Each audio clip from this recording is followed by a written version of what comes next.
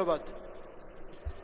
এই সংসদে আমার প্রথম দিন, আমি কথা বলার প্রথম দিন। আমি মহান রব্বুল আলামিনের কাছে শুকরিয়া আদায় করছি আমাকে এই মহান সংসদে দাঁড়িয়ে কথা বলার সুযোগ দান করার জন্য। কৃতজ্ঞতা জানাচ্ছি আমার মৌলভীবাজার 2 এলাকার সর্বস্তরের জনসাধারণকে, যারা তাদের মূল্যবান ভোট দিয়ে আমাকে এই সংসদে পাঠিয়েছেন। কৃতজ্ঞতা জানাচ্ছি মাননীয় প্রধানমন্ত্রী তারেক রহমানকে আমার উপর আস্থা রাখার জন্য। আমি আমার নির্বাচনের পরে আমার হাসপাতালে পরিদর্শন করতে গিয়েছিলাম। আমি প্রথমে গিয়েছিলাম ইমার্জেন্সিতে। ইমার্জেন্সি যে একটা শব্দ, সেই শব্দটা আমি হাসপাতাল ইমার্জেন্সি রুমে গিয়ে সেই শব্দটা কি বলবো, সেই শব্দটা যে এত বেমানান সেখানে, সেটা আমি কল্পনাও করতে পারি।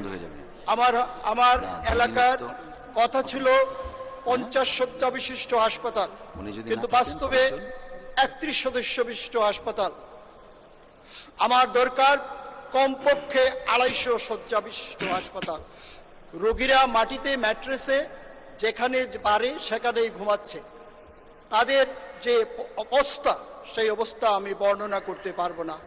এখানে কোনো টেকনিশিয়ান নেই, অ্যাম্বুলেন্স নেই, কোনো নার্স ভালো নেই, গাইনি ডাক্তার নেই, ইসিজি মেশিন নেই, এক্সরে মেশিন নেই, নেই নেই নেই, শুধু নেই আর নেই।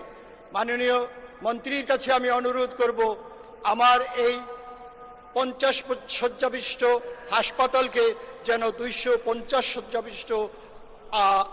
শয্যাবিশিষ্ট হাসপাতালে পরিণত করার আদৌ কোনো পরিকল্পনা মাননীয় মন্ত্রীর আছে কি? ধন্যবাদ মাননীয় সদস্য।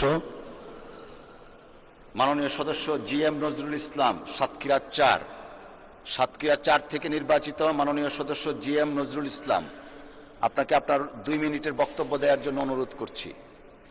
বিসমিল্লাহির রহমানির রহিম।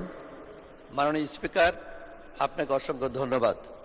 আপনার মাধ্যমে জাতীয় সংসদের